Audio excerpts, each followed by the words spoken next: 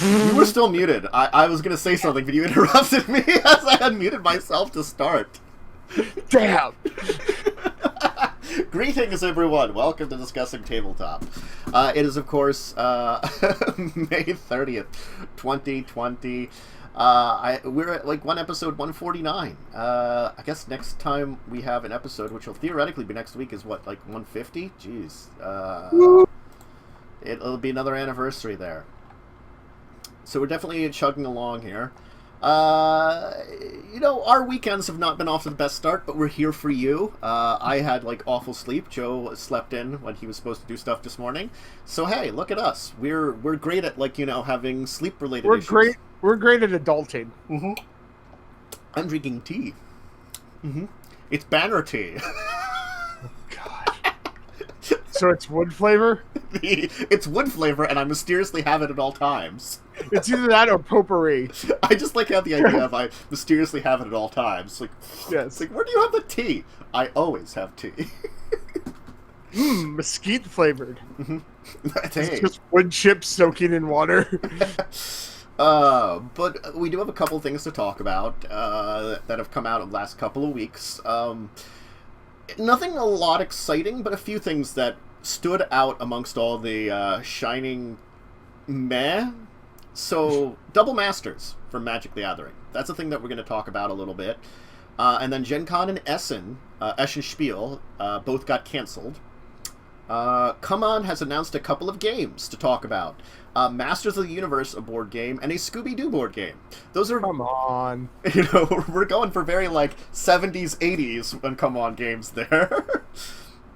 And then we'll talk about the Shining... like escape room game, Escape from the Overlook Hotel, which actually kind of seems neat. That's like a good idea for like a escape room board game, I thought. Yes, that does sound interesting. Yeah. Why don't we start with Double Masters? So, double your pleasure, double your fun. So this is a master set. If you don't know what a master set is, effectively this is supposed to help out Magic the Gathering for their non-standard editions. Or formats. This is supposed to help out things like Modern, Commander, Legacy, and Vintage. It's supposed to be reprints for them, mostly. It's going to be 332 cards, 24 packs per booster box. The thing about these packs that's interesting about them is each of the 15... It's going to be 50-card booster packs with 2 rares, 2 foils per pack. And those foils could be rares. Like Doubling Season. Yeah. Doubling Season is an example of one that's good. The thing is that, like, I watched a few people talk about this over the weeks now, before this came up on us talking about it. That's the thing is, like, a Tellurian Academy did something about it, I started with him, and I went and watched a few things about some other people talking about this to get all the information about it, because it seemed interesting. So, I'm going to try to, like, summarize some of the basics here.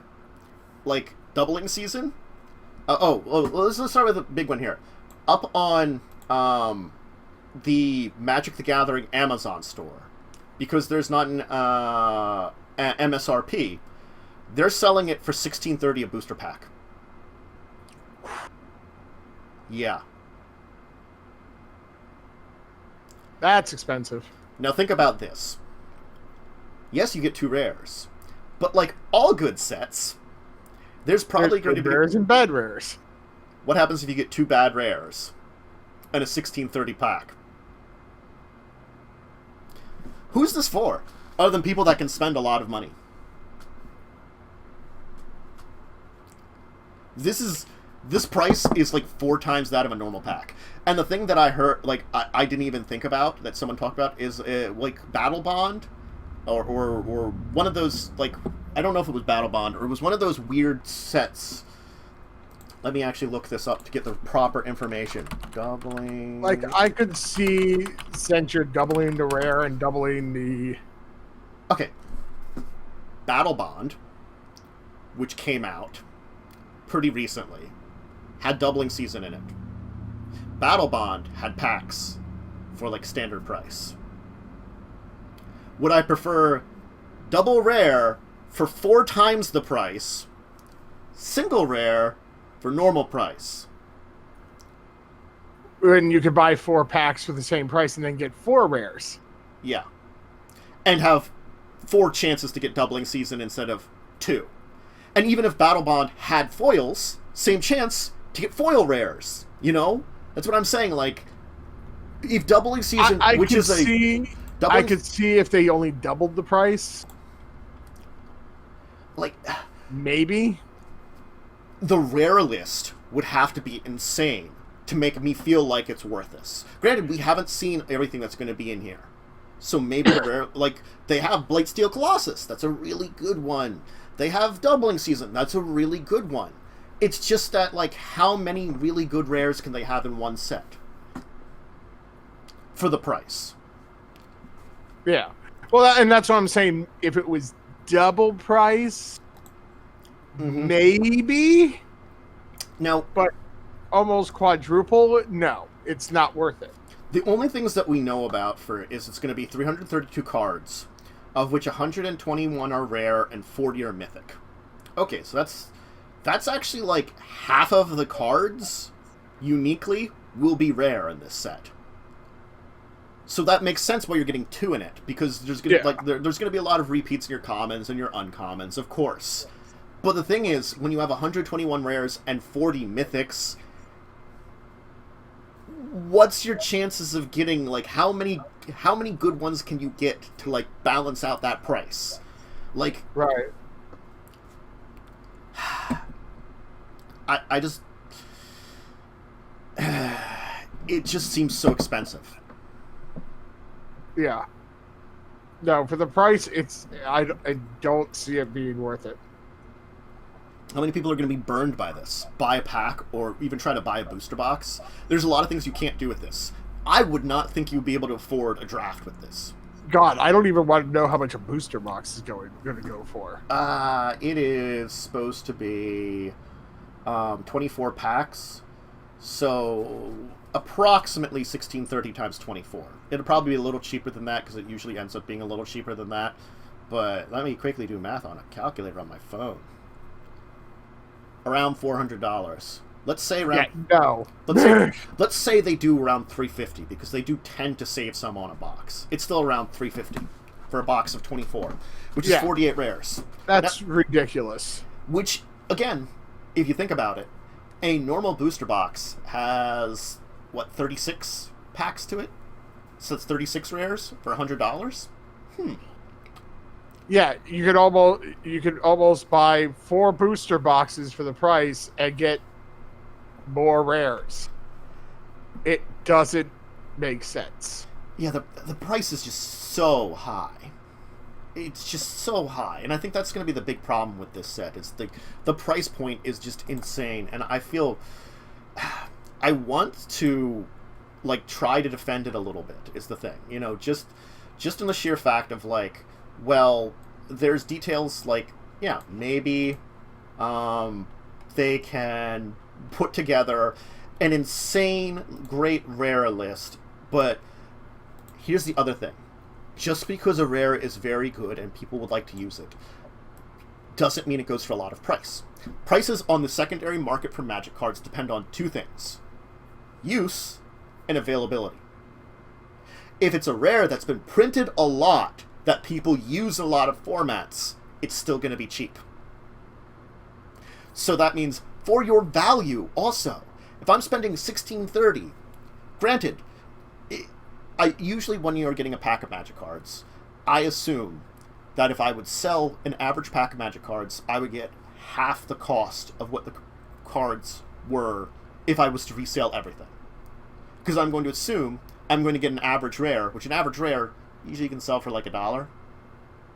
Maybe if I get lucky, I get something that's way out of my league. That's the thing about Magic cards. For the if you're looking to go straight secondary market, I can't guarantee that in this one, that I could get $8 worth of stuff out of this. Could you? No.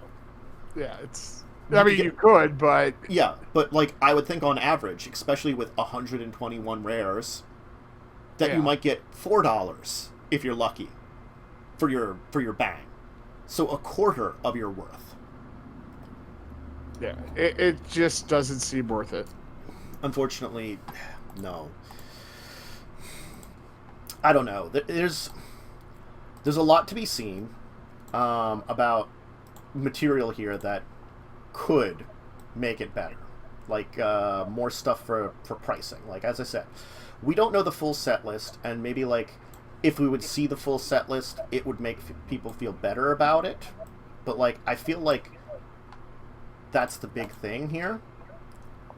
And I mean, the only upside I could say of this, with that many rares, you might be able to grab some of them on the secondary market cheaper. That's true. It might. The thing is, with its price point, it might not affect the secondary market. This is also another problem that I've heard talked about in the wind. Magic pretends they don't know about the secondary market, but they do. Right. They just pretend. Like, at this point, at this price. Well, because they don't get anything out of it. Mm-hmm. But the thing is, they actually don't tank the secondary market. They actually respect it. Yeah. Which is kind of weird. Because why? Because they know that also spreads the popularity of the game. Sort of. To a point. To a point. Like, it spreads the popularity in amongst the big spenders, I think is what it is. And it gets the big spenders to want to spend more. And that's what this is probably aimed towards. It's like when we talk about in a gambling or in like a spending like mobile game or something where you can spend money on it. You want those whale people, the people that can spend a lot of money. And that's the kind of product this is for. Yeah. It's bad for the health of your game because how many people are either going to not want to buy these and kind of be annoyed about it or going to be burned by these. Like, if I was a new player and saw this, it would be like, oh, it's so awesome, it's premium, and you got your stuff, and it's jack crap. And that much, you spent that much on it? No. Yeah, and also the thing is, like, if you're gonna do something like that, double everything in the pack. Yeah. Like, that would have been... For that price? A double pack, yeah, just like a 30 card pack. You know, just a really for that big price, because commons are commons anyway. But then I would have been like, if it's a double pack, then I'd be like, oh, I'm spending like effectively like $8 for a pack, normally, but it's like a double pack and it's got double rares and double foils and stuff, and it feels. Then it would make like you feel like at least you're getting something for your money. Yeah, granted, it's the exact same thing, but it's the psychological thing. It's. With that too, you're basically getting enough cards to possibly make a deck. Yeah. You're getting the idea of commons and uncommons, though they don't have money, having them there. It's definitely there's a psychological thing, but if you like consider the pricing point, and again, like I think it was brought up that this is artificial pricing. It's cardboard. It costs them the exact same to make this than it takes to make them a $4 pack. Yeah, I mean, it probably costs them slightly more to make the foils. The foils are really poor quality if you've checked them lately.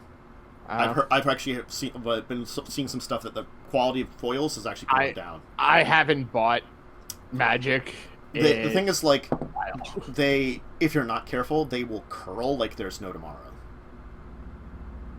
That's a shame. Yeah, which means that you either have to sleeve them or put them in something right away to prevent foils in the current Magic market from curling. And then even then, like, you're just fighting against it. Like, if you're using it in a deck, well, that's great. You probably have to have it in a sleeve to help prevent that curling. Yeah.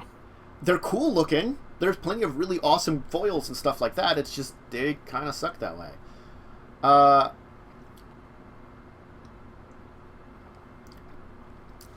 So, now, oh my god! This is something that I'm seeing on the Gamepedia for Magic, which is actually a really good resource for me for, like, getting some basic information, except, like, pricing and stuff. It's what I used for the basic pricing when it came to my videos I did. Like some of the basics, when I was doing research. Okay, well, real quick, Mm-hmm. the one thing I'm also seeing though that makes it a little bit better Mm-hmm. is for the Magic Online store. Never mind. The Magic Online store, it is like 6 for $6.99 per booster. yeah. Which at least that's a decent price point, but it's also their online cards. Now there are some interesting things like they do have box toppers, which box toppers encourages you to go to a local game store and buy a box. You know, those are pretty awesome. And you get 2 box toppers for this. Great. Cool. The VIP edition, which is replacing collector's boosters for this set. Each package contains 35 cards. The 2 rares / mythics, the 2 foils, but they're 2 foil rares or mythics, 8 uncommons, 9 commons, 12 full art basic lands, 2 of which are foil, 2 foil double-sided tokens, and they cost $92. What the hell? That's a freaking fat pack. But it's double fat packs for $35 for 30 or $92 for 35 cards for this VIP edition. Granted, yes, I'm guaranteed 2 foil rares / mythics. So, and they do have 2 foil normal rares and mythics and 2 foil showcase rares or mythics, which I think are the like full art kind of things, sort of full arts. They're really trying to gouge on this one. This is Gouge City. That's what this is. This is gouging. It is price gouging. It is gouging your public, and this stuff. It's the same goddamn price to make a normal pack for them. It's no different. On a normal set, everything that you could argue against that they'd be spending money on for this one, they'd be spending on that one. Okay, 1 more foiled card per pack. Woo. But other than that, new art, designing the cards, getting all the stuff together, it all costs the same. Yeah. Will they sell out of this stuff? I will say probably. They will probably find their audience for buying up this stuff. I'm sure of it with how many people. But the question is how many people will be pissed off about this or will try to buy into it and get ruined by it that might be turned off of Magic. I'm thinking, that's the argument I've heard. This will harm the community for a short-term game. That's what this kind of thing is, with the price it's at. They still have time to correct it by April or August when they're sending this out. I don't know what they're going to do. I don't know.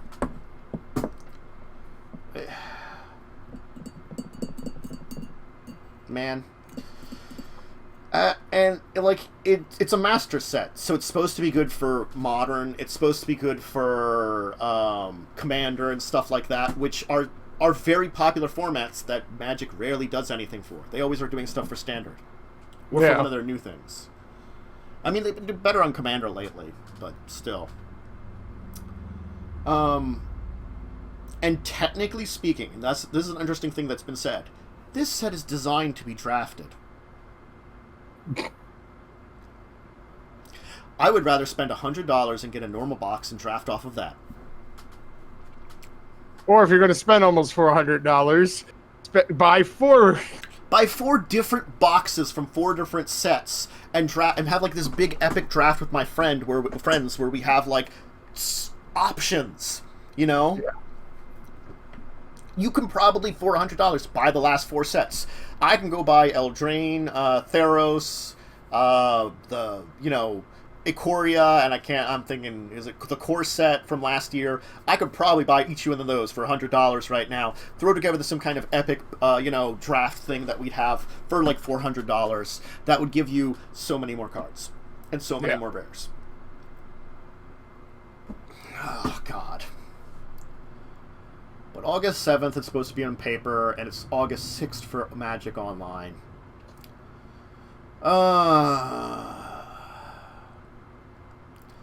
Yeah, I don't know. That's just the thing I don't know about this set. Like, again, like, if you're just someone that's doing Standard and you're one of the newer people, you're fine with it. But this will also probably discourage people from experimenting with those formats, which do have a lot of popularity in them. And, like, there are certain reprints that, like... there's other things that I know that are going on with Magic that, like, there's certain things that they don't reprint very often, and things like that, you know, like, that are staples for certain formats that they avoid, so they just keep the expense as if they're trying to kill those formats, you know? They're keeping people from accessing them, almost. I don't know why. Whatever. But, yeah, that's our adventures in Magic today. Double Masters. It's probably not going to be great. Again, before I would say buy any of these, check the full list of when they come out with the full list. See what's in it. If the rare selection and the mythic selection is really, really, really, really good, it might be worth it. Yeah. You know, maybe if there's a really good uncommon and common selection too. There are commons and uncommons which are very good and have price to them and would require reprints that might scream at you, hey, this is the most awesome master set we've put together. It has, like, all the reprints that anyone would need for so many different formats, you know. It would be awesome. Even at the price point that they're selling it here, it's worth it. Maybe. You know, keep an eye on it, though. But as I said, like, what was it, Battle Bond? Battle Bond has doubling season. If you want to try to get a doubling season, I'd fish there. Or just, you know, I don't know. Magic's just had a couple choices over, like, the past year or so that I just don't like. You know, some things I'm okay with, other things not so much. And it's a mixed bag. And I still like the game. I don't get to play it very much. You know, I still like it.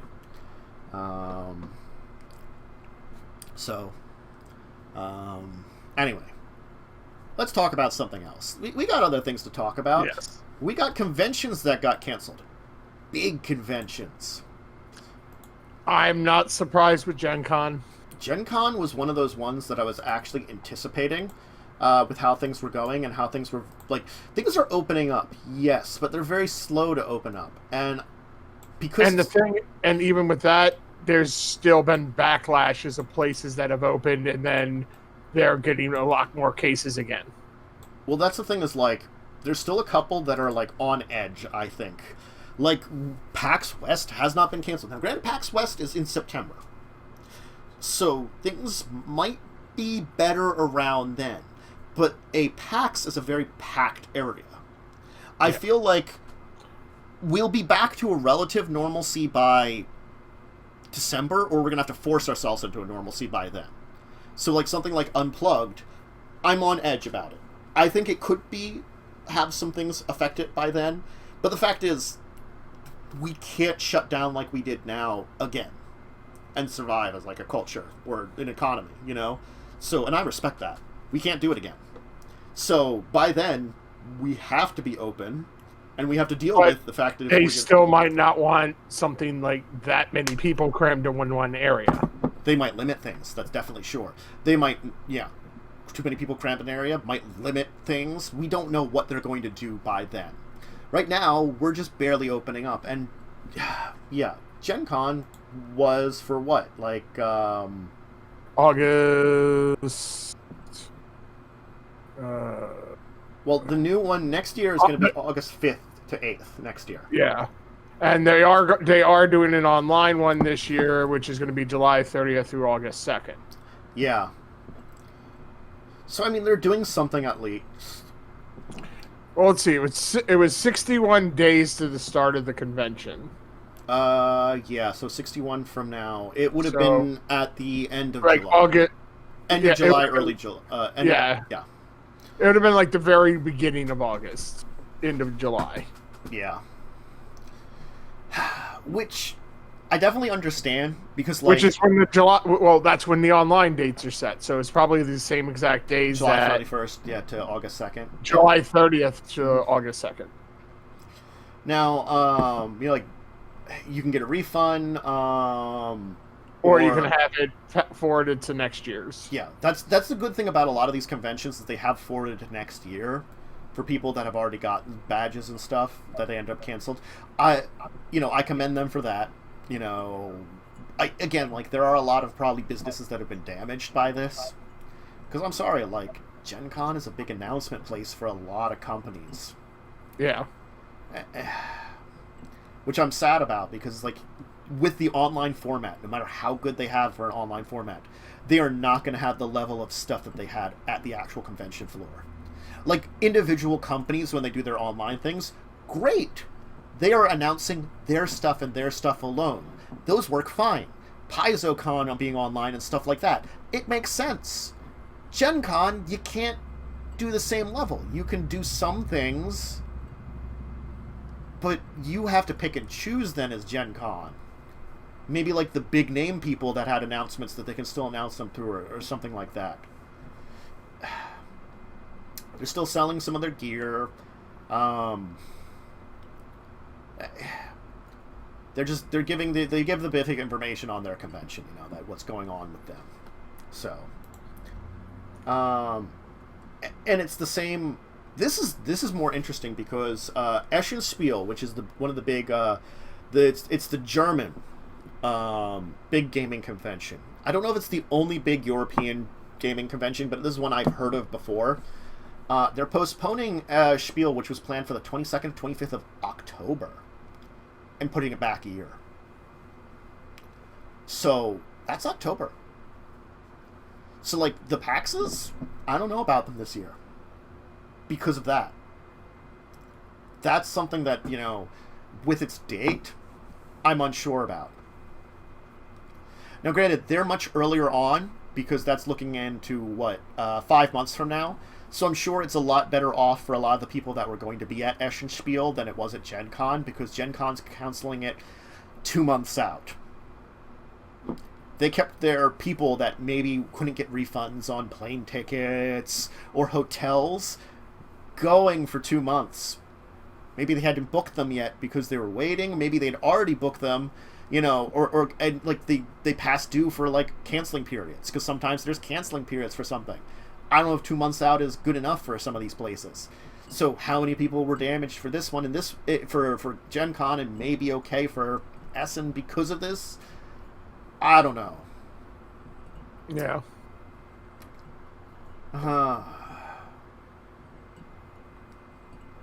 I'm pretty much not counting on any conventions this year. Yeah. We'll have to see when things start opening up with them. Next year, even. Yeah. Like even Unplugged, I'm holding my breath. Chance, but I'm not actively planning that that's going to happen. It's a month after Essen. Now, granted, we will see PAX West canceled first. Yeah. If we see PAX West canceled, that will be the first sign. And I would like for them, if they are going to cancel it sooner than later, definitely. But I don't know. It's a very up in the air thing. It's very interesting to see, like, and I think it's a different mentality. Like, the German folks were nice enough to think ahead of time, I have to say, in comparison to Gen Con people. Gen Con people were holding a candle, but, like, I'm sorry, like, by early May, when things were like they were, I would have canceled them, for them at least. And PAX West is, like, even more on edge. It's technically like a month and a half later, so I don't know. For them, I would like for them to make a decision whether they're going to do it or not by the end of June. I'll give them that much. It's still not a great amount of time for, like, cancellations and stuff like that, but it's better than Gen Con gave. It's an extra half a month. Might make a difference. I would like to hear something from them, what they're planning. If they can plan something that would have a public opening, like capping how many people can be there, setting up lines and stuff in areas, controlling it. I can see you setting something up for it, but it would be difficult.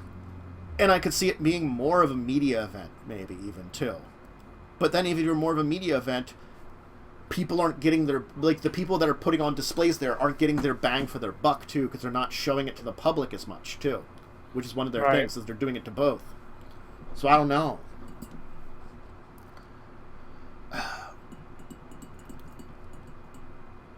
It's not a sign that things are getting better is the thing, too. Things are getting better. But maybe not, it's not as fast as people want. And I can understand that. And I feel bad about that. But, you'll have your Gen Con online. It'll be something. And just so people are aware, badge registration for Gen Con online is June 1st. Yep. So Monday. Yeah, so if you want to get involved with that, it is free, but they do say that you do need to have registration for a lot of the events they're going to do. So you can kind of let them know you're there and that you're a person that should be there. But Yeah. again, it's a free thing, so hey, maybe we'll do something with Gen Con online. Gen Con's a big event that we've never been to. Maybe we can plan for something with that. And the event submissions are June 8th, and event registration is by July 13th. Yep. Just so, give the people ideas of when they have to do stuff by if they want to do it. Mm-hmm. So, I mean, I was lazy and didn't involve myself in PaizoCon because, I just was not in it. Truth speaking, this entire situation, as it's gotten many of us down, has gotten me in mostly a funk. If I don't get myself sitting up here to do stuff with you guys, I'm not doing a lot in my life. Sorry. I need to focus on something in order to get it done, and it's hard to self-focus. That's why YouTube hasn't had any uploads, even though I was catching up and it got behind again. Because the funk of this existence is finally, I guess, getting to all of us a little bit. 2 months where you're just stuck with the same people forever. More than 2 months, really. Yes. Where everybody's around constantly, and the only time you have alone is very late at night, and even then, so you're up till 5 in the morning and can't get any decent sleep. Or you sleep too much, and it's one or the other. Oh, trust me, it's going to be interesting for me once I finish my move and am living, full time with my fiance and her almost 18-year-old son. Interesting times. Yep. Interesting times we live in. That's the best way to say it. But all right, hey, Cmon Games has announced a couple of board games. I feel the 80s and the 70s coming back at us full time. So yeah, first off, we have, let me just get this big old Master of the Universe poster that they showed up on their site up here. Master of the Universe, it's He-Man. Yeah. Yeah, so that's the first one. Yeah, so I mean, since its inception in 1982. Okay, so probably 80s. Scooby-Doo is even older. Yeah, so 82 for He-Man. Jesus. So yeah, Cmon Games has a licensing agreement with Mattel to do this board game. Yeah, they're developing a new game, take advantage of conic settings in the universe and many of the characters. They're going to do highly detailed miniatures of the characters. And Cmon does very good miniatures, because they have some miniatures games. So I can tell you, they will probably have very good miniatures. They're planning to put it out in Kickstarter next year. That's how far ahead that they're actually saying this announcement. That's the interesting thing about it, is that half a year before your Kickstarter, you're announcing that you're going to do it. I guess because it is a very iconic property. They're kind of putting it out there. And there's talk of I think there's a new animated Masters Universe that's going to be on Netflix. I think didn't the She-Ra cartoon that was on there finish up or something? They did their last season. I have no idea. Which I don't think was technically related to it at all, as I've heard. But, Buff Skeletor. Buff Skeletor. Look, he's got a skeleton for a head and buff body. It never made sense to me. It's like, I think the entire thing is like something horrible happened and melted off his face or something. I know, but it's just really weird that he has this giant buff body with a skeleton head. He only lost his face and somehow lived through it. I claim dark magic. Because it's supposed to be like a weird sci-fantasy world, I think, is what it really is. Because it's supposed to be sort of like magic and technology, and it's kind of strange. And it's a really... I would say, like, the only thing I have to say about it, as someone that runs a lot of role-playing games, it's an interesting universe. You know, that it would be an interesting universe with, like, weird powers to run a game in. I don't know what system the hell I would use with all the weird goddamn powers. You know, looking at the picture for it, the one thing, you know, I don't think as a kid it ever struck me, but none of them almost are wearing, like, actual pants. They're all wearing, like, underwear. Yes. And, like, sleeveless tops to show off all their muscles. Or you have, like, Man-in-Arms, who has, like, a jumpsuit and then the booty shorts over top of his jumpsuit. Yes. It's just like... But even Man-in-Arms, his arms are uncovered. No. Man-at-Arms, the green dude with the helmet, because he's... Oh, right, you're right. He's right, the only one I remember other than He-Man, because he was, like, the sidekick to He-Man. But even with that, it's like he's wearing a skin-tight suit on his legs and arms, because you see the muscles rippling. Oh, yeah, no. He's wearing, like, a skin-tight suit and then has stuff over top of it. It doesn't make much sense. Look, like, none of these are well-armored people. They're as well-armored as wearing bikini mail. Mm-hmm. He-Man Planet. Was it Eternia. Eternia has no, like, pants laws.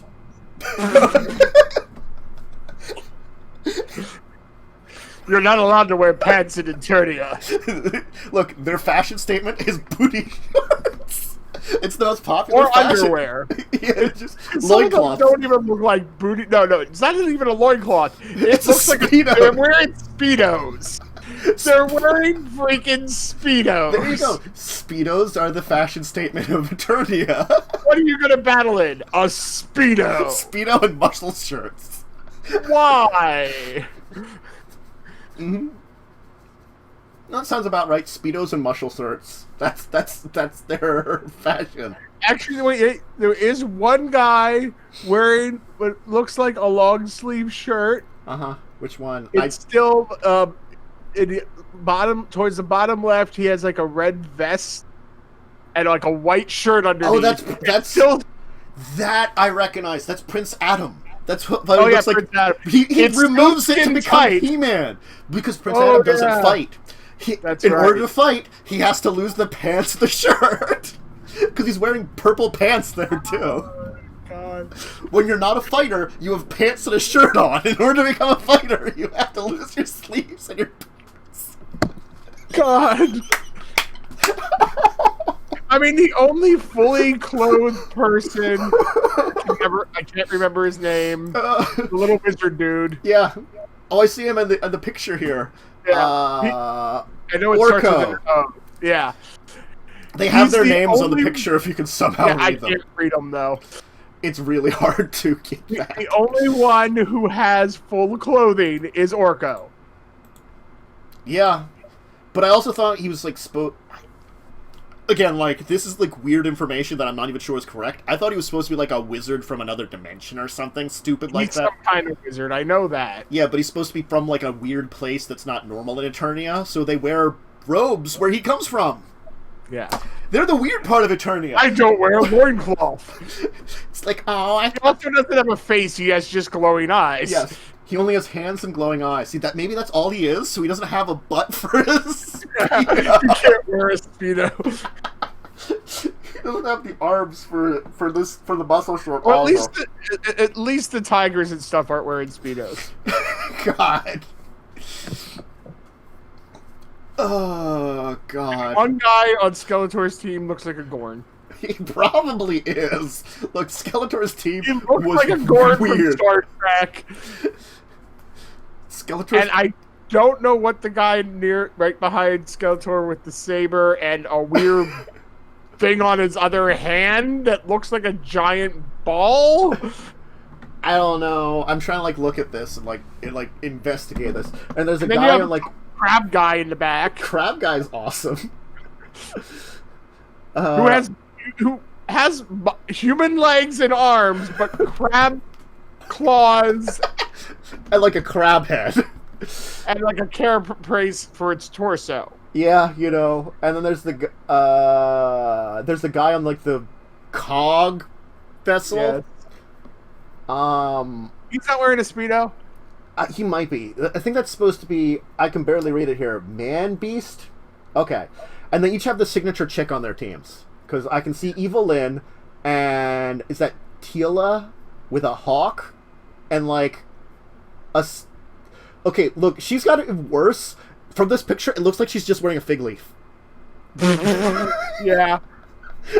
Like a big like thing on her chest, and a fig leaf down below. At least, I'm going to say this. At least, they've got gender equality in their clothing. All warriors, Speedos and muscle shirts, or the equivalent of that. Yes. The gender equality in Turdia is quite great. God. Okay, so you have... I'm looking also at Skeletor's team. You have the green guy towards the front, but then there's also like a lizard man in the back. Yeah. The guy in the front looks like a lizard man without the tail. Yeah, he's got like a lizard head, and then behind the back looks like a lizard tail. Well, it looks like he's wearing a... Yeah, but the one towards the front looks like he's wearing like a lizard helmet. Wasn't one supposed to be a snake dude and one supposed to be like a lizard dude? Look, you know... I don't think I've seen an episode of the original He-Man since I think I saw a few back when they were showing old animation on Sci-Fi, maybe? Or was it Boomerang? I haven't seen it since I was a kid. I've seen it intermediately, but like a decade ago, and I've only a couple of episodes, and it's like, wow, He-Man, Jesus. I haven't seen it since the actual 80s. A friend of ours owns the entire series because he got it for like $5 at Walmart. Blade? No. Oh. Chad. Ah. That would have been my second guess. $5 but Blaze would have been my first one because he just has a massive collection of DVDs. Yes, yeah. But this was a $5 Walmart bin complete Masters of the Universe set. I'm like, I can see that. And it's like one of those like spending of like, ooh, maybe. I have to say, I knew that Scooby-Doo went back at least to the 70s. 69. Oh, Jesus, 69. 69 is when it first came out. Oh, yeah, that's much older than I thought. I thought it was like early 70s, you know. But the Hanna-Barbera era was like 60s, 70s, so it's kind of hard to tell. Yeah. So. But goddamn, they're old. Yeah. We need a new cartoon with them at their actual ages. Yeah. I guess because... but finish up with be dead then. Finish up with Masters of the Universe, though. I guess because, yes. like, just as a quick thing, I think because it's actually approaching its 40th anniversary,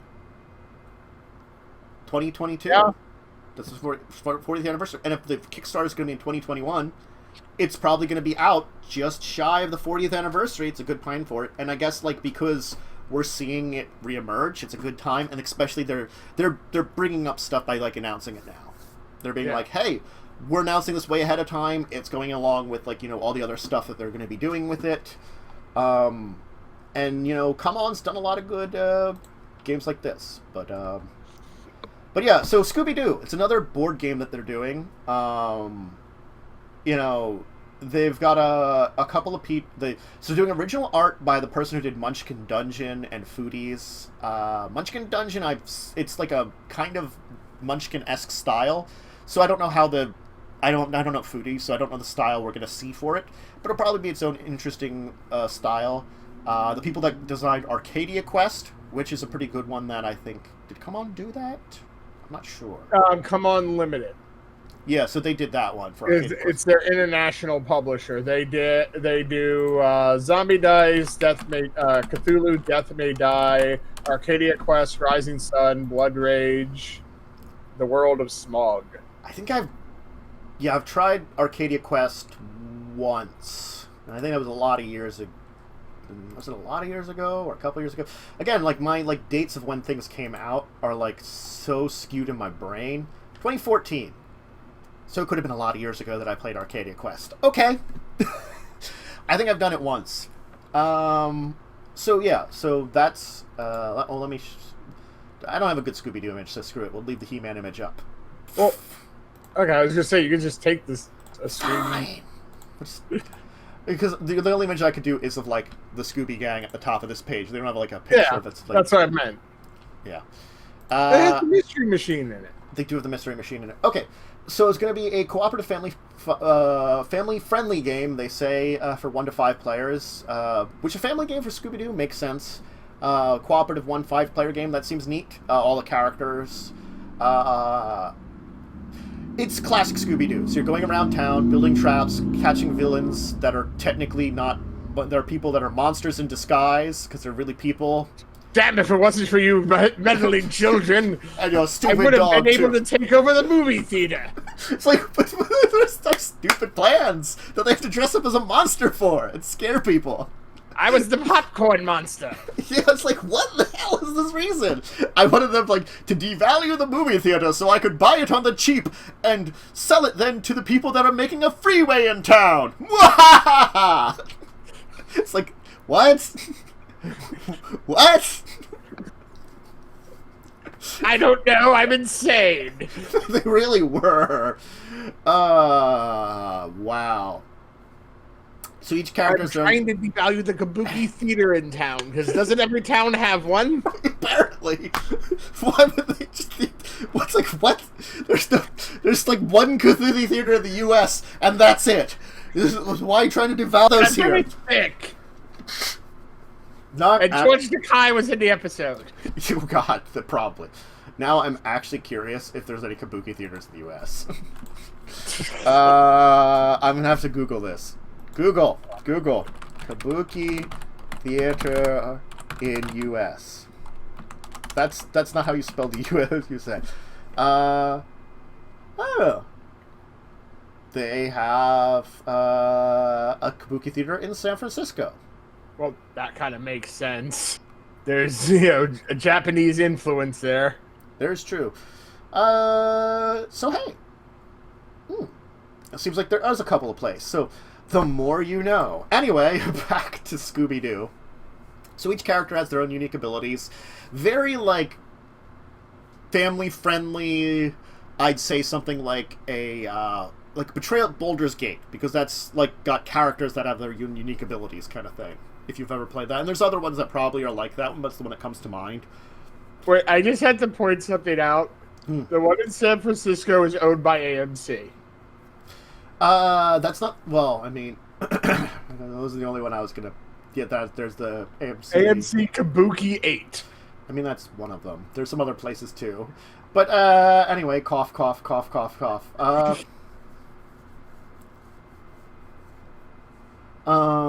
There's, like, the...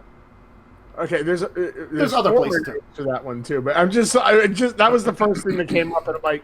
Yes. Because I think Kabuki, I think AMC. Well, that's a movie theater that's named Kabuki. So I don't know if it's actually got Kabuki Theater 2? It might. From the looks of it, it does have, like, if you look at the one photo, it has, like, a stage area, and it has, like, the movie backdrop. Yeah. So I don't know. Oh, God, it looks like it's out of the 70s, too. Might be. The CD. So the Scooby-Doo board game will have 3 levels of difficulty: easy, medium, hard.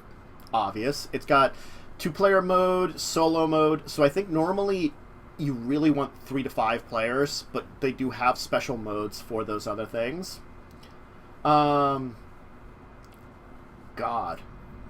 Yeah, 1969. Holy crap. Oh, boy. Yeah.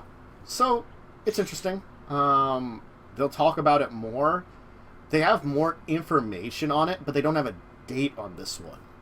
So I don't know if they're going to Kickstarter this one, or if it's just going to come out on its own, and it might come out earlier. So that's kind of where we're hitting with this right now, I think. But hey, yeah. Like this one I can see capitalizing, because didn't they have a direct-to-streaming movie that they were going to release? The animated Scooby-Doo movie they just did? Yes, I think so. Yeah, because I think that was going to be in theaters, and with everything happening, they put it directly to streaming services and stuff like that. Also, because I think they weren't like expecting it to like be a giant like blockbuster, you know, earn all the goddamn money in the movie theaters. So, hey, I mean, I'm not against this kind of game anyway. This is the kind of game that I might like to play anyway. Like a little, like more family-friendly game with your friends isn't bad. The idea of like, you know, working together, solving mysteries in cooperative games, you can get something a little simpler that's still fun. So, you know, it's definitely not. It's not out of my wheelhouse to say I would try it. The Scooby Gang, if they were if they were real, would be 68 years old this year. Well, would be in their late 60s. And, unfortunately, Scooby would probably be far dead, because he was supposed to be 7. Yes. Will it be like Scooby the like 5th or something? Yeah. Rate Ram Robber Ruby! Rot me how to rot! Like, God. Rot us all, round of raw miseries! Rate Ram Robber Ruby! And Shaggy was one of the oldest. God. He was supposed to be 17. Oh my god, he's Willie Nelson. Shaggy became a country singer? No, but he's like an ancient hippie. Willie Nelson is an ancient hippie. He would be on the doobies. He would no longer call them Scooby Snaps or Doobie Snacks. They would just be doobies. They would just be getting high all the time and getting the munchies. And he would just be obvious about it nowadays. Well, it's probably legal where he lives now, so... He's probably in Colorado or California. Or wherever. Yep. Like, dude, we're only going out here to solve mysteries where we can get high. Him and the latest iteration of Scooby just own a pot farm now. Uh-huh. They're like, I'm almost 70. I'm just buying a pot farm. Look, if you want us to come out there and solve mysteries, you know how to get me to do it. Man, my sweet Mary Jane. Yo, dude, Fred, let's solve the mysteries. Whoa, mysteries. Anyway, so yeah, Come On Games is also doing a Scooby-Doo game. Make it as family-friendly as you want to. I will put it that way. I don't need this anymore. Done that game. Let's get rid of those. Okay. Where was I? We have one last... Fred and Shaggy were the same age. They were both 17. Ah, good to know. Velma was only 15. Okay. It's like, Velma wouldn't be able to drive the Mystery Machine. No, and, like... Now, granted, like, probably Fred could have gotten his license by then, but it's also, like... Well, he was 17. Yeah, 17. And Daphne was 16. So Daphne, Fred, and Shaggy could all drive. Velma would not be able to, and she's the smartest one. She's the one I would probably trust out of all of them to actually take the wheel. But the thing is, like, technically speaking, I guess it depends on the state you need. But I thought, like, around here, like, you can get your formal license, like, you have to have been driving for a certain time period, or you have to be 18 or something like that, you know? So... Oh, no, you can get your license still at 16. Yeah, but I thought you have to go through probationary period. Yeah, that's what I mean. Like, you had to go through a probationary period for a period of time. So I guess, like, it's feasible that, like, Fred has it. And maybe the rest have the the rest could just have learner's permits, and Fred's got the license, so that's why he's always driving. Well, Shaggy could have. Shaggy technically could. Shaggy would not have it. No. He might have the learner's permit or something because Fred helped him get through it, but he's way too goddamn high to get anything else after that. But Scooby, if you put him in human years, he was 49. I mean, he could talk and like think like a human, so he's like some kind of super mutant. So I could guess like he could get a learner's permit.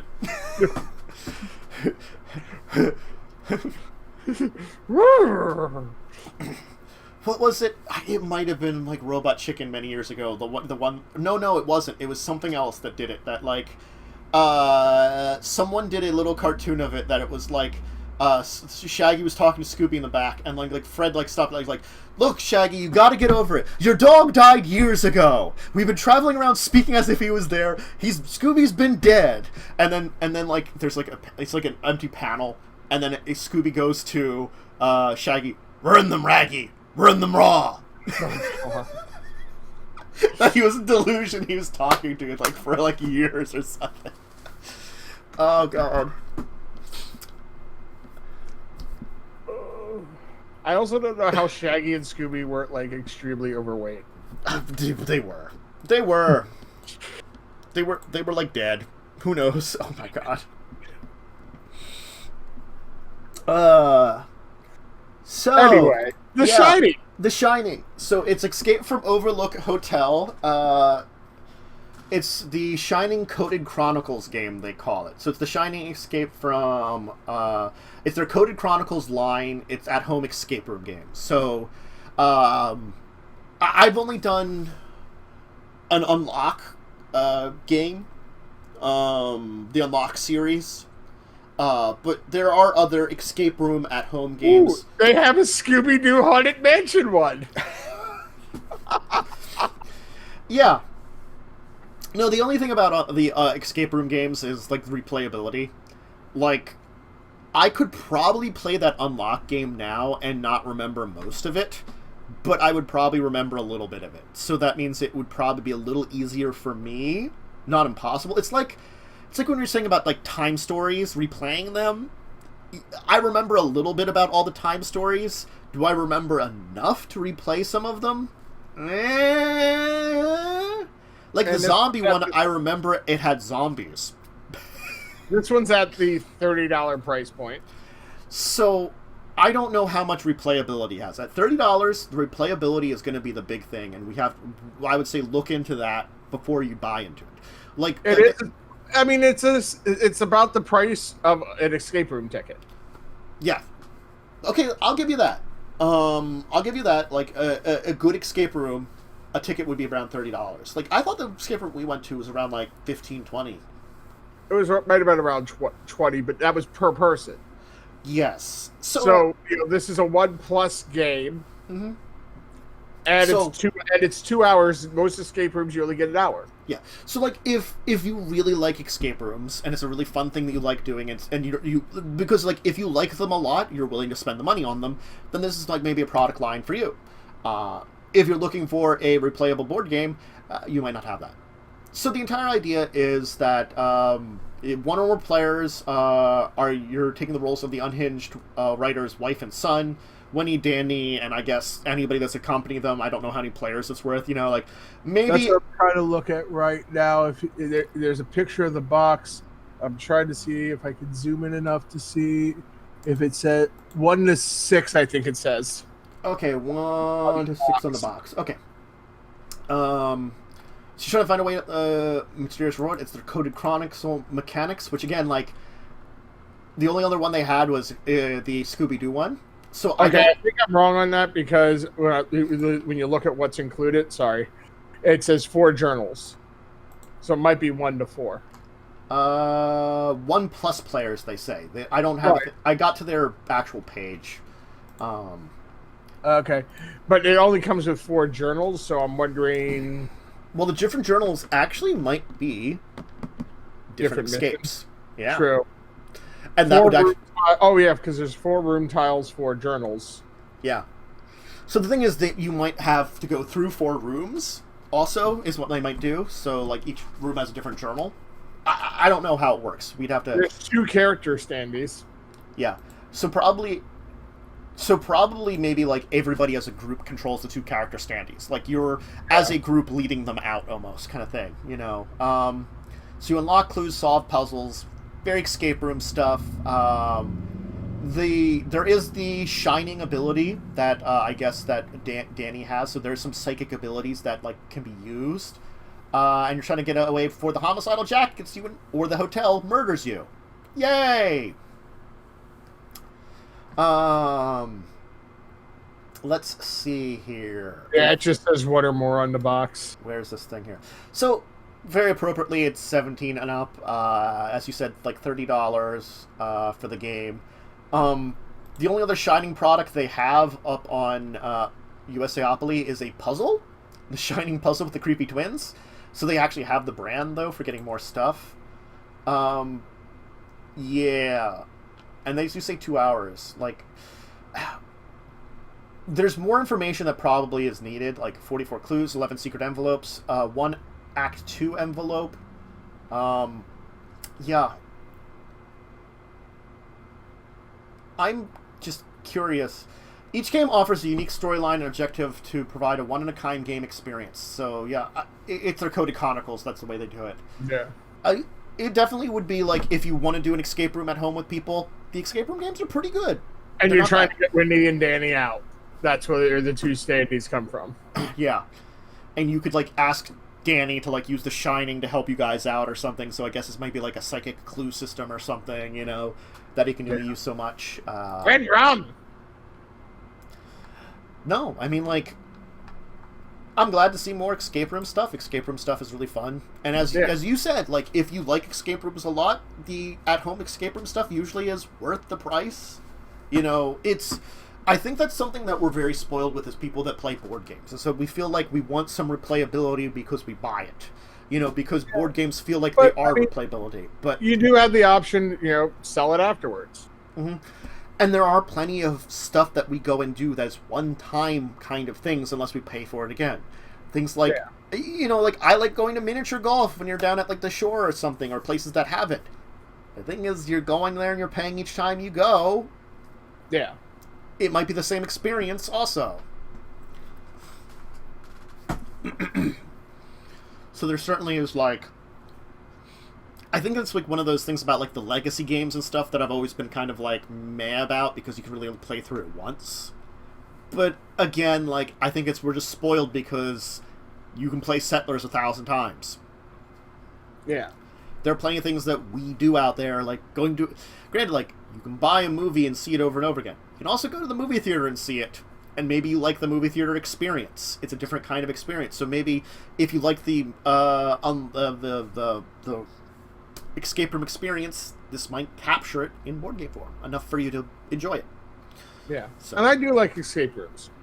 Yeah, no, I do too. The one that's sort of near us that we've gone to the one time is kind of a little far, and the only other ones I know about were at the I knew there was one at Ocean City, but the problem is like I never had time to do it because every time I visited lately, it's been a day visit.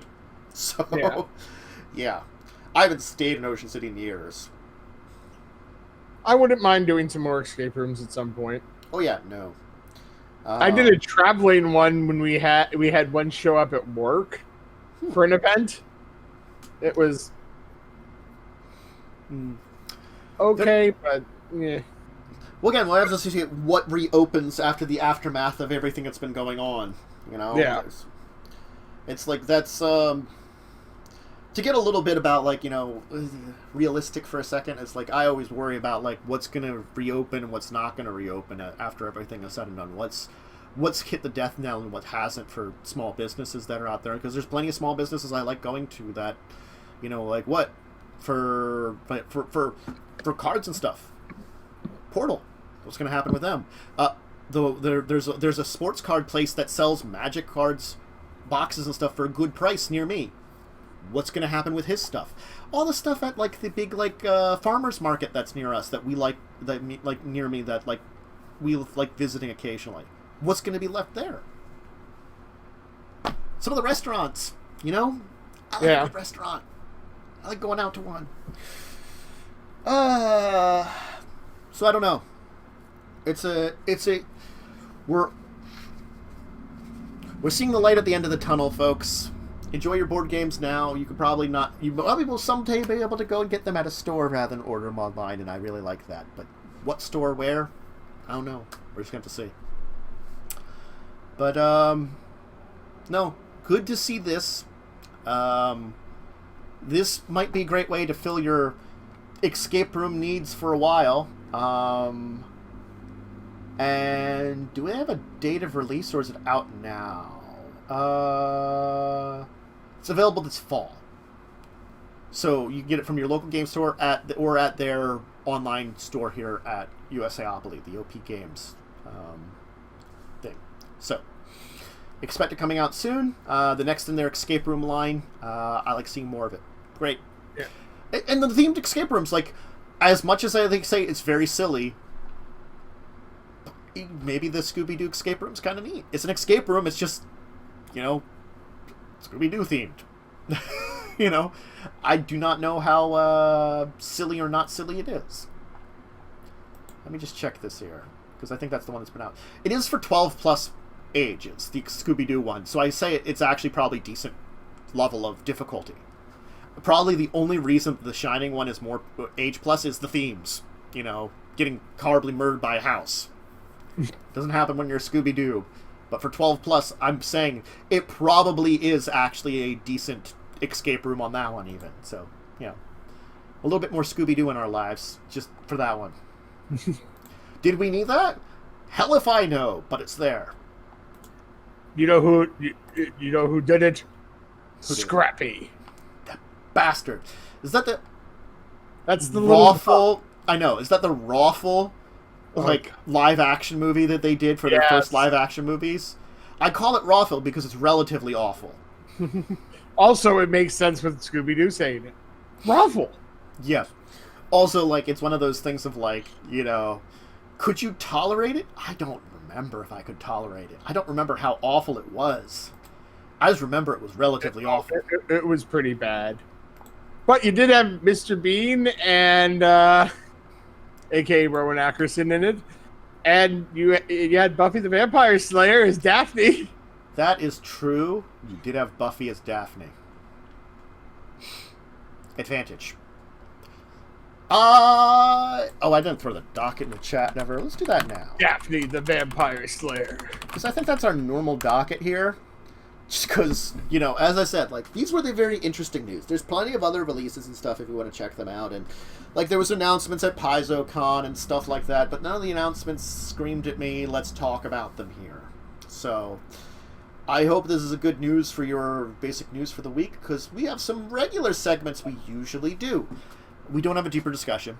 Hell no. What have we done? I mean, we probably could have maybe... if someone asked us to test something. We still have to do Maximum Apocalypse, so sometimes I just haven't arranged when to do that.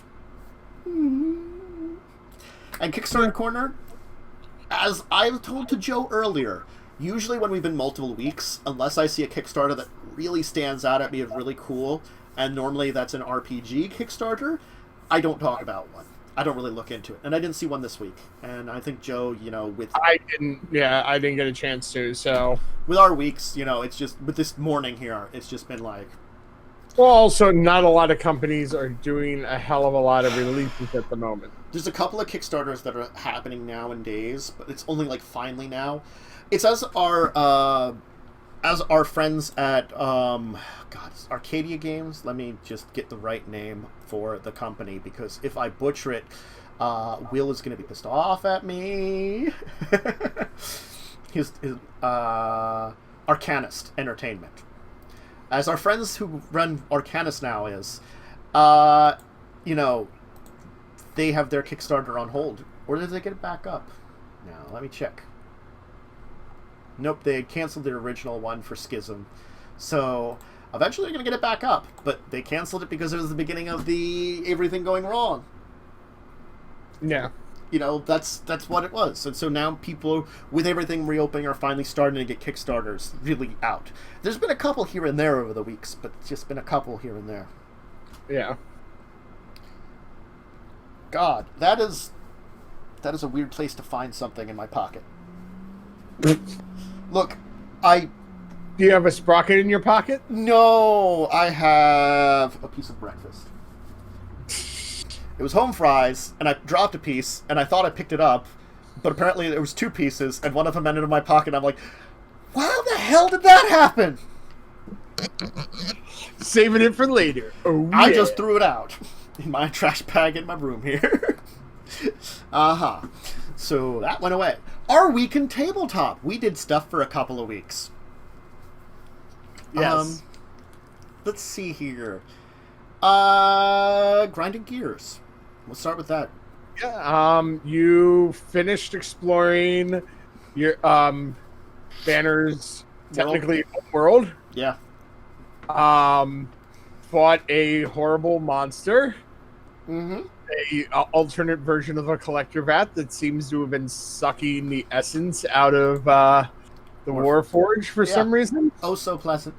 Probably to collect them for maybe like information or stuff. I can see like the thing is, your choices could be anything for that, but I could see a different, like 3 or 4 different reasons why it could be there. Maybe stealing the magical essence. Maybe they have a ways of reading them for information. There's like a list of things that I could go down that could be good reasons for it. That could be fine reasons. Which one you're using, really up to you. And that's fine, because we haven't really found out a lot about it, and we will. We ended up on weird shit planet. Yes. With brows. You ended up on the planet with black grass and animals that have been combined and people that have been combined with things. They're mutants. They're awful. Magical mutants. Awful mutants. Flying beavers. The flying beavers with was it beaver arms? Their front paws were replaced with wings. Wings, yes. Yeah. And my favorite, the deer, elephant, alligator, which we didn't find the name of, but I remember it. It was the one thing we didn't get the name of. You want some arachno horses? Sporces. And crocodogs. Krogs. And then we blew up. And Syndra almost died. By 3 hit points survived. Yes, because you guys went to explore an area, and we were like, let's just get inside. We'll get some help from this dude. And we didn't realize that he doesn't like visitors, and that his way inside explodes if you're not careful. Whoops. Well, you guys randomly chose on a giant piece of rock that was underneath with arcane inscriptions what you wanted to do, which inscriptions to read, and unfortunately you chose the wrong ones. We chose explosion. So that happened. Yep. But we managed to survive. Fortunately, Rimby survived. And the thing is, it looked dire because we were on death saves, and it's taking a while for Rimby to stabilize us. But, as I got the 2 saves, and I checked, I just rolled for fun, what my last save was if he had failed on me again, and I would have stabilized at least. So I know I was fine, and he had enough checks to, save Syndra before she got worse, so that was good. And possibly our Tabaxi could have gotten back there. Now, they're granted, God, I have no idea what the hell is going on with our one player, because I don't know. Yeah, we don't know what's happening with Tib at the moment, unfortunately. I'm going to actually message him on Discord, because I have to ask him directly. I actually need to message everyone, because I forgot to do that on Thursday night. He's working today, though. Do you think you'll be able to join D&D this week? Yes. Tavalik, Tiv, our one friend, got a new job. Unfortunately, his job hours are a little random, but he tends to do work. He does work on weekends. I think last week he theoretically would have been free, but because it's a physical job, he fell asleep after he got home. It happens. Yeah, which the thing is, like, especially because, I'm sorry, if you haven't been working a physical job and you start it, you get tired for a while before you get used to it. So, it might be a couple of weeks before he gets into a thing, and into a rhythm. That's if he's free for it. Which I don't know if he'll be free for it. We just don't know. There's a lot of questions about the entire thing that we don't know. And it'll be sad if we lose him, but we'll have to see what goes on. But that was Grinding Gears. I had only 1 week of RPGs on my end. Let me just check, because my brain doesn't work. Did I have Records of Evil? No, I haven't had Records of Evil the last couple of weeks. That's right. Oh no, I did. Did I? I might just have downloaded it. Because I think the last time they got back to Calimport, and I think I haven't played since they got back to Calimport, Records of Evil. Legacies of Kain also was off. God, you know, I am, like, broken on my information, and I can check very easily in my videos I had and see if I had anything this week. We did! Hey! We had Legacies of Kain. You know how bad it is when I'm, like, trying to figure out, like, did I play? Oh my god. Yeah. Because we're on the 30th, and going back 2 weeks was the 16th. And yes, I hadn't done either of them since the 16th. Great, now I know. And knowing is half the battle. So yeah. G.I. Joe. They continue to investigations in Egypt, talking with more people, figuring out that there might be some deals, dealing with some of the stuff that's going on in the vampire world. As like I told them, what I've been trying to do is there are some 5th edition storylines I do like that I've been trying to introduce, and effectively because 5th edition had them introduced over like the past decade technically, because sort of like, it's like when V20 came out and now in the timeline, I'm having it all happen in this year. So there's something like there's a mild version of the Inquisition, certain clans are like changing and what's going on.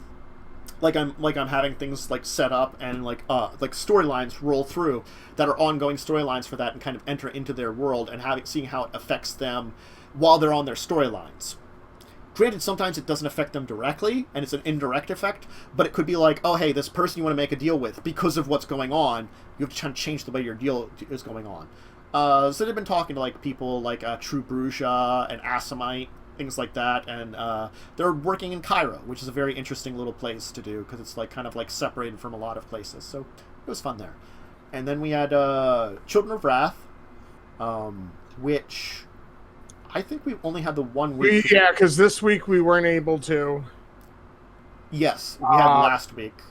Yes, we had last week. Yes. Which we got to the school. And had some adventures in school. All of you, wait a second. No, it says I should be discussing tabletop? But why does it say it's Civ 6 in there? I have Civ 6 running in the background here. No. For my stream, it was saying like under the one thing. No, it says discussing tabletop now. Weird. It didn't update on one of my screens. It updated it on the stream manager, fortunately, and I think that's the most important thing because that's technically the stream, but one of my things it didn't update for whatever reason. But no, as I was saying, all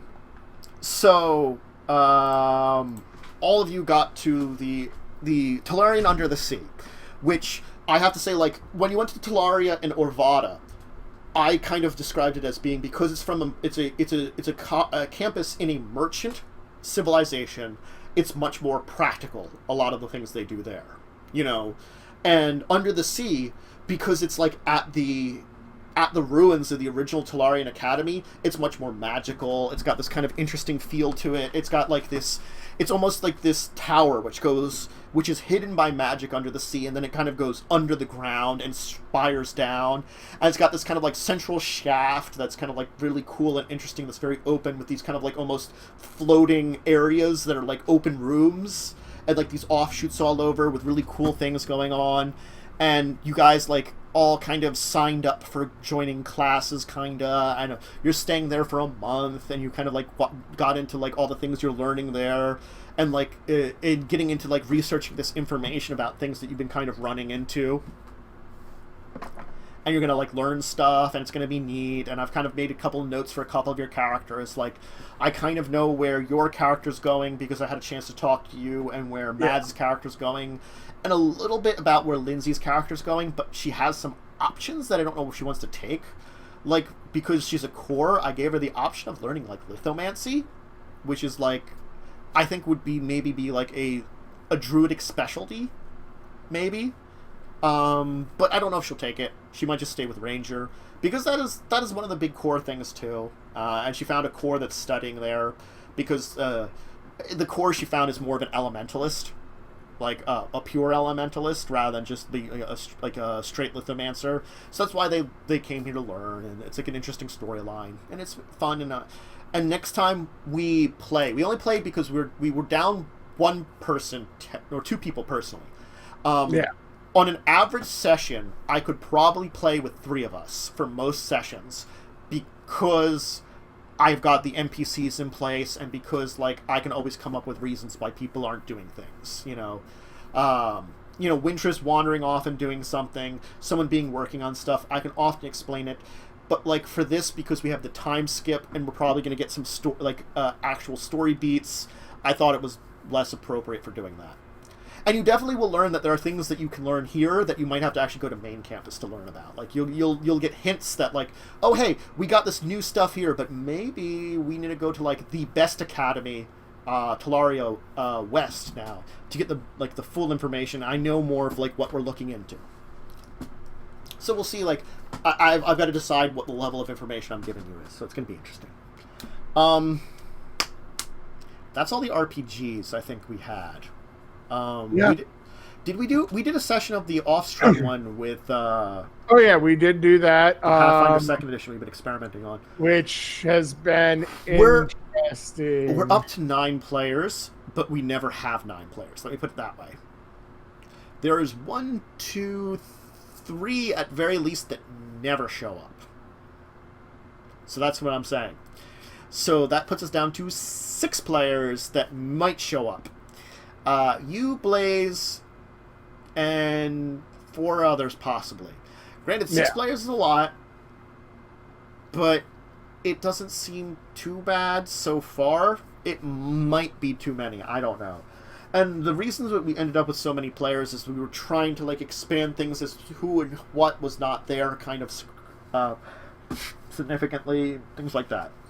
Yeah, but we've been exploring some catacombs, which has been very interesting. Which I do reflect, it took a little longer in the catacombs than I wanted. But the thing is, we're not on stream, and it was a good chance for me to experiment with, like, I tried to give certain hints, and then I was hoping you would follow up on them earlier than you did. It's sort of like you explored around, you were looking into some of these things, you were kind of going through them, and like you weren't going too off track, but then it kind of drug on a little bit, and I should have given you the second hint a little earlier, and like I think that was my regret. And there were certain things of like your rolls were awful for certain stuff, which I didn't stop you from doing it. It just like kind of slowed you down, I feel like, because I didn't want to discourage you to be like, well, you're making progress here. It's just like, and like completely stop you. It's just like, with the bad rolls, I did purposefully like make things a little bit more difficult for doing certain things. Like that's like which is understandable. We also had a really hard time trying to figure out how to even communicate and get into the place. It didn't take you as long as you'd think, because like your person attacked it and pissed it off, which again, like as I told, which was horrible, which is horrible. But as I said, I think I said to either you or Blaze, like I'm like, that was one of the options I had for getting into it. You can get me direct communication with it if you piss it off. There were other things, like I think Blaze said it best. Like I don't think he made a religion check, and I might have forgotten to have him roll one, which is on me if I did. It's sometimes hard to remember all the things, but like doing like maybe like following certain religious protocols could have started a communication with it. I had a couple other ways that I'm not going to dive into just because it doesn't really matter at this point in time. Yeah. You could have I kind of had like 4, maybe 5 ways I thought that you could have possibly communicated with it. And the thing is, it's hard, and the thing is, because all of you were still brainstorming and it didn't sound like you hit a dead end necessarily, I didn't give you a lot of extra hints. I thought you were still exploring it enough. You know, that's why it was. You hadn't quite, like, hit that true dead end that you needed to hit. But you figured, but, like, one of you, the just got the way quickly by just pissing it off. So, that was fine. But it was a slower session, I think, because of that. But you found your way into the next area, which is like the ancient crypts, which may or may not be infested with undead. That may or may not be already connected with the horrible empire of undead, which is trying to expand its influence. Yes. So we shall see what happens there. We have a lot of interesting stuff going on and just trying to figure out how to make it happen. And I'm fairly certain I at least played Tabletop Sim once during that time. I think I did a late night session with some folks that, what the hell game was it? I think over the last 2 weeks I did a Sheriff of Nottingham game. I might have talked about that before, though. That might have been like 3 weeks ago at this point in time. God. Where I complained about, like, playing with, be careful when playing with Lee, and he tries for alignments. Yes, you did mention that. Mm-hmm. Because, like, just self-destructive alliances are something that apparently he's good at. I'm not saying it's a good idea. I'm saying it's a silly idea. I thought I did another game, too. What the hell game was it? I can't remember the name of it, but it was a game that we tried starting that was very interesting. That was a resource management worker placement game. I'd have to open Tabletop Sim and make a lot of noise on stream in order to find out what the hell the game was. Like, because I can't remember the name of it, honestly. Because it got too late for people, and we didn't finish it. But it was fun, it was interesting, and, like, there was a couple of things, like, I did wrong. Like, I didn't realize there were rivers that you needed special ways to cross right away. And so a couple of times, I crossed a river accidentally. Oops. Before I realized how to do it. But it was definitely an interesting game that I would love to play again. God, for the life of me, I will have to remember that game. I don't think it's even in my Discord when I was chatting with Lee, because I think he...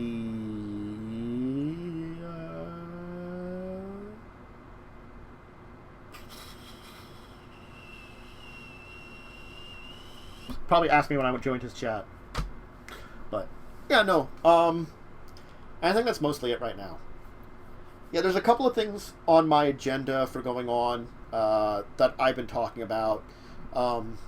Like, certain things like, I'm probably going to actively start looking for another player for Records of Evil again. Because I think that's been the problem with Records of Evil, is, like, that's the only thing I have to say that I'm sad about with Legacies of Kain 2, is technically we have more than 3 players, it's just 2 of them can't show up. Because of reasons. They still want to show up, so I've left the spaces open for them, but, like, one of them doesn't have great internet, and certainly hasn't been able to move because of what's going on, and the other one, just, his schedule has been kind of up in the air, and, like, he doesn't know when, like, he's going to go back to a job that will definitely take him that he couldn't join. You know, it's up in the air for that. And then, Records has just been 3 people, so it's when we've been down one. We've been down one. And I'm going to start an off-stream D&D game, which we'll talk about when I do that one eventually. I don't know when I'm organizing it for. That's the thing, that's so up in the air. And then, like, there's a couple other games that I do want to start. And there was some talk of, like, I don't know if I've ever talked about it on here. A friend of mine has talked about doing an experimental game where we're doing dual DMs. I would like to try it. I have no idea how it's going to go if we ever organize it. But if it happens, cool. You know, I will announce to people when I know more about that one, too. It will be very interesting to try out if we ever get it going there. And probably I want to see if I can get to be player with some more people. I have to talk to some people that run games and be like, hey, you know, if you're looking for a player, I would like to be in some more games. I think I should just say that to some people that I know that run games. And just be like, hey, if you're looking for more players sometimes, I want to be in more games. So, anyway, I think that's all the week for our Weeks on Tabletop, probably. Yeah, I think that's everything. Other than our usual... Smattering. Yeah. Consult the table if you have a question here, or when this video will eventually go up on YouTube. It will eventually go up on YouTube. I know, again, like I'm like a month behind on Discussing Tabletops on YouTube, so I might try to get to it this week. Maybe I'll try to spend some time either today or tomorrow uploading a bunch of stuff and trying to reorganize and do all that stuff and get it all set up again. Hopefully. Maybe I'll try to get myself to do some work and get in the spirit of it. You know, get my soul back into it. Hopefully we can look into that and possibly do that. And see about it for upcoming here. But anyway, yeah. But when it comes out, in the comments of the YouTube channel, here directly, if you're live with us on Twitch, at discussingtabletop@yahoo.com. In my Discord channel, in the Discussing Tabletop section, or you can look for us there and message either of us directly with a question there. There's probably other ways. On Twitter, at Dracovin for myself, at JWSecret81 for Joe. All those are great ways of reaching us and talking to us and asking questions about tabletop or things in general and nerdy stuff. And if it's something that's appropriate for us to answer, we're going to appropriate. If it's something that's appropriate for us to bring here because we feel like it might help other people, we will. So, yep. Start consult the table. Anyway, hey, good episode. Thanks for joining us today. Some interesting topics. Hopefully we'll have some interesting topics next week. You know, maybe we'll look into doing something special for Gen Con when it's online, for their online version of it. I don't know. I don't know how much I'm going to feel like doing something at that point in time and organize something. We'll see how my soul opens up to the universe by then. But otherwise, please stay healthy, please stay sane, please stay safe. Hopefully join us tomorrow for Grinding Gears. Until then... Yep. And next week for more of this, so. And until then, yes, as Joe said. Have a great one, everyone. Farewell! Bye.